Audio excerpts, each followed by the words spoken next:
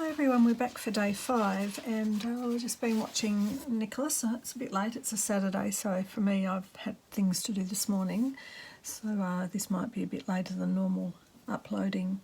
So today's talking about discernment. How can I create more of what I love? This hasn't really given me any pointers other than to say, well, just do it.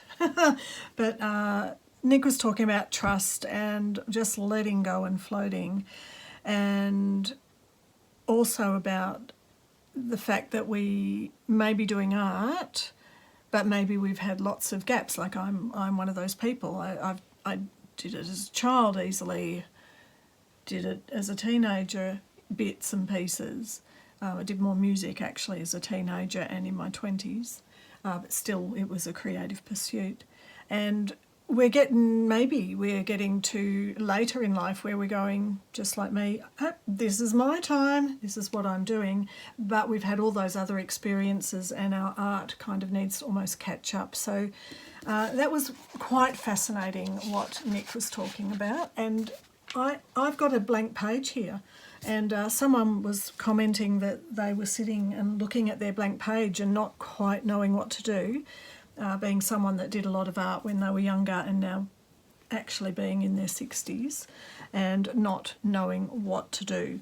So I thought that I wanted to actually speak to that because I am similar, late 50s, and am only just now choosing to do this full time, not necessarily for the financial reason, but just for the joy and the play of it, for myself.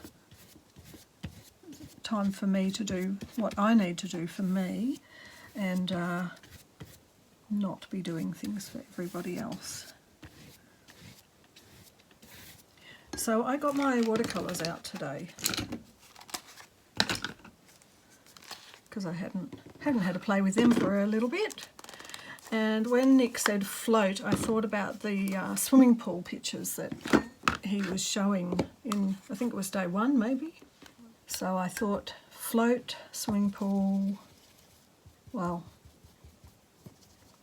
let's see what happens.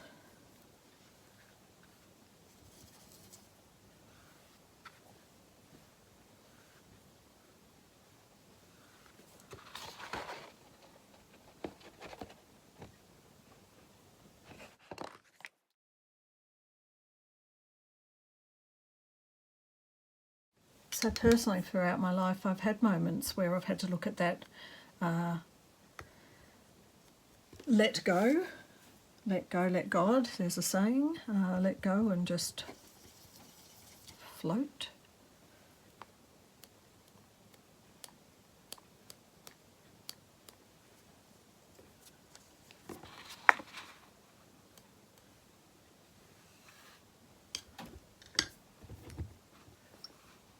And see where that takes you.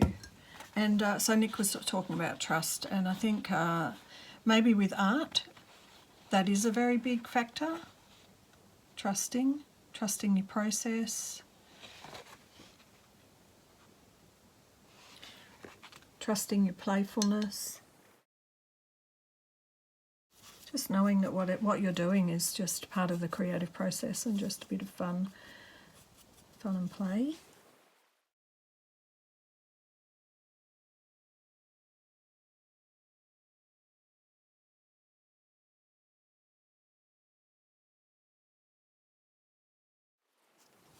Now, I'm not quite sure how Nick talks and gets creative. I don't know how anyone does it.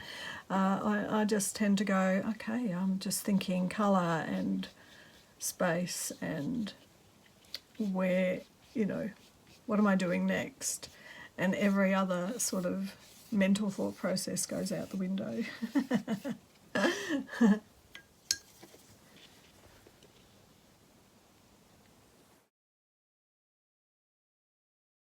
And I think that's a normal thing anyway. I think that's this is how we do our process.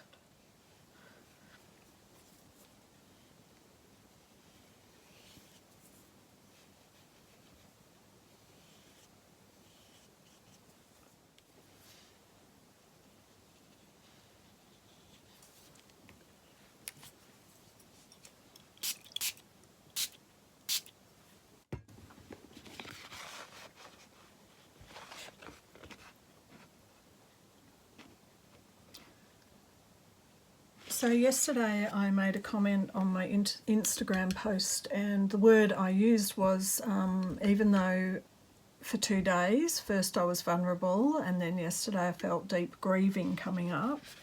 I've also talked about that inner critic, and the inner critic, well, we're always trying to stop that inner critic because it stifles creativity and it stifles that flow of fun and ideas. And one of the words I used was that, actually was that? No, it might have been on, no, Nick asked the question, what have you got from this? And I realised that part of the process was to realise that there's a difference between your inner critic and being a little more discerning about what you're doing. Like, it's okay to recognise that if you think, oh, I could just add that little splotch over there, that is being discerning, not being critical. So that's one thing I've got actually from this. Just want to use some Posca pens, so I'm just hoping I can get this dry enough.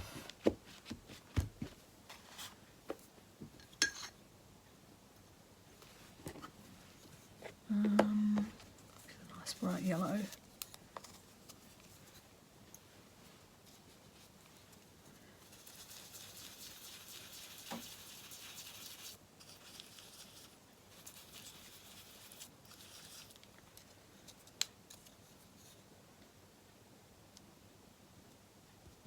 Not bright yellow anymore. See if I can get it to run down there. Okay.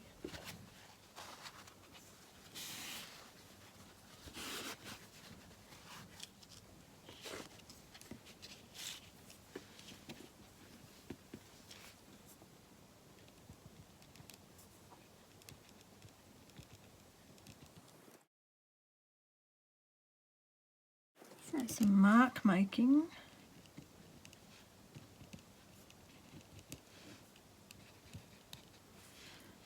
This is like a sort of a cloud shape, and my paper is still damp, so the Posca pens actually started to bleed out, and I love that. That's really good. I like that look. Favourites.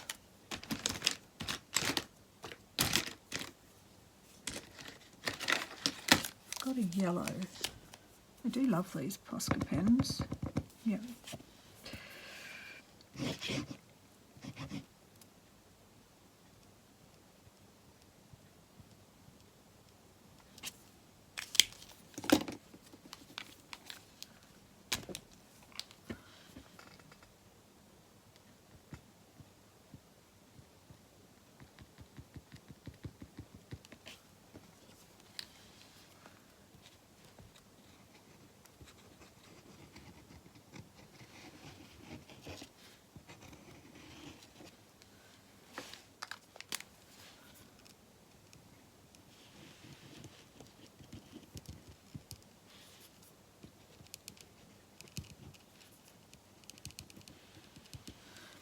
So you can see that the that first initial thought of let go and float led to swimming pool, which led to blue, but then the blue led to messing up with a bit of orange and yellows in there, which then led to starting to use Poscas, using different design elements.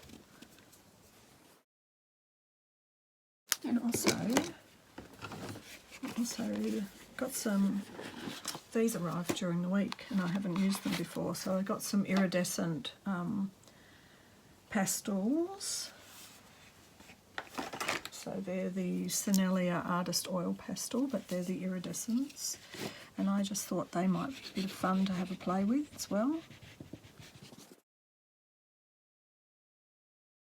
It's a great copper colour. There's some lovely colours in this. chunky soft pastels. What happens if I put that through there? Right, so the pastels, these are a chalky pastel, and then the oil crayons. So chalk and oil don't always generally match, but what if, just looking something like this. What if we can scrape them out a bit like that?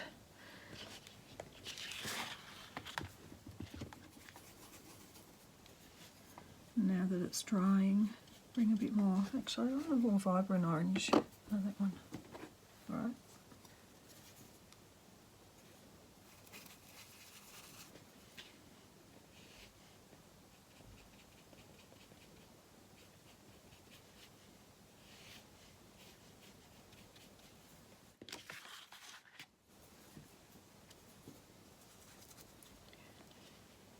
Now to me at the moment it's like there's more detail on this side and no detail on this side.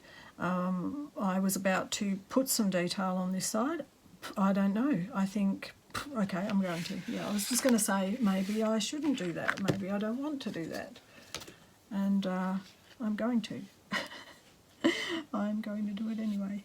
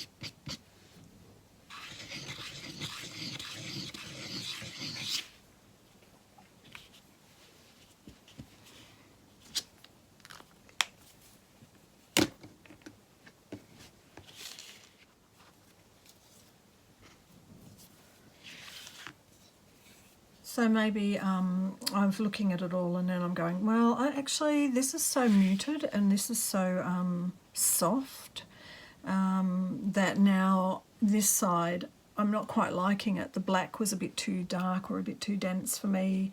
If I'd have had a brown Posca it would have probably been better. So let's just bring it back a bit.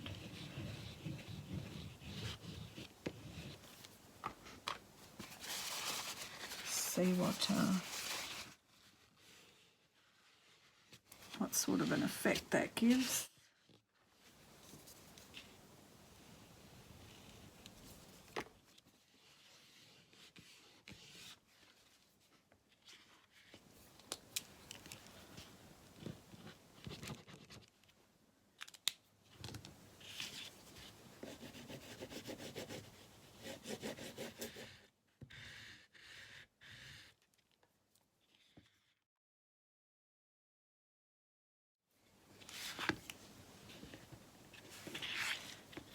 I'm really loving this little spot here, and I'm really loving this. In fact, I could just forget about the rest and just have this as a thing. Where discernment, when to stop, when to keep going.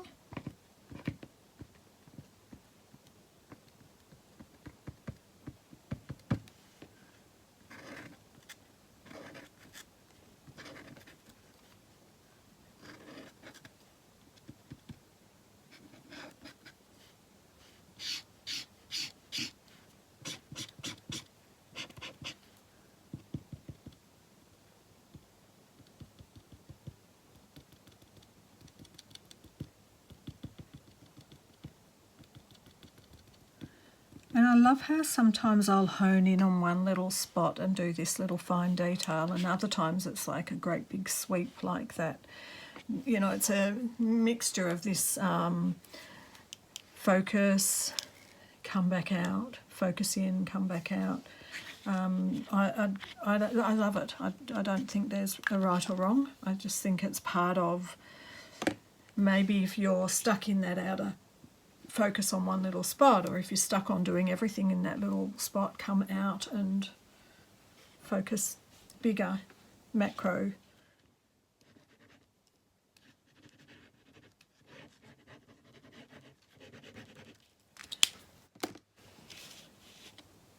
So I'm in one of those places at this point, because these aren't meant to be really super long. They're kind of, to me, they're warm-ups. They're not necessarily finished works of art. When I see this and love it, I go, you know what, that's actually my precursor to a painting. I would want to represent that on the canvas now. So anyway, I think that's my day 5, I reckon. I can keep working these little areas. I probably will, let's have a look. I was just going to say, I'm probably going to cut it in half.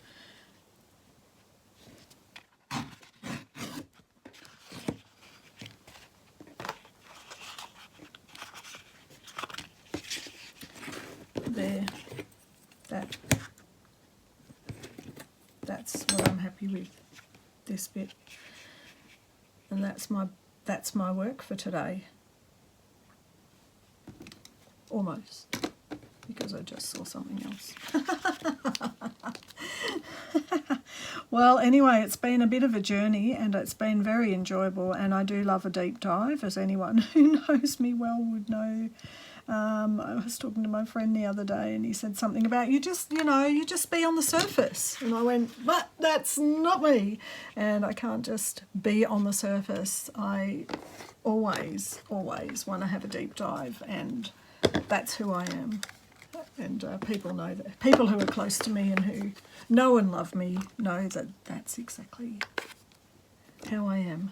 So here we go. This is day 5. I hope you've enjoyed this little 5-day series. I don't know how many of you played along. Maybe some just popped in after watching Nick for a while and played along in that respect. I'm trying to say goodbye, and then I just discovered there's this gorgeous blue. Oh, how nice. Oh, these crayons, they're just so waxy and they're so delicious.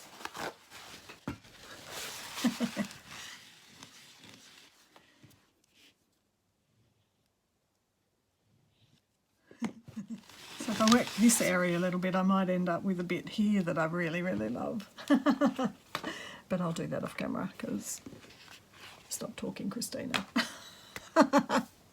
Okay, I will be back. I'm going to do the cover for my little sewing book, and then I'm working on some Golden Book junk journals, so I'm going to work on those but come back near the end of the last one, because I've got about 4 that I'm doing all at once. Okay, so I hope you have a great day, and I'll speak to you soon. Bye for now.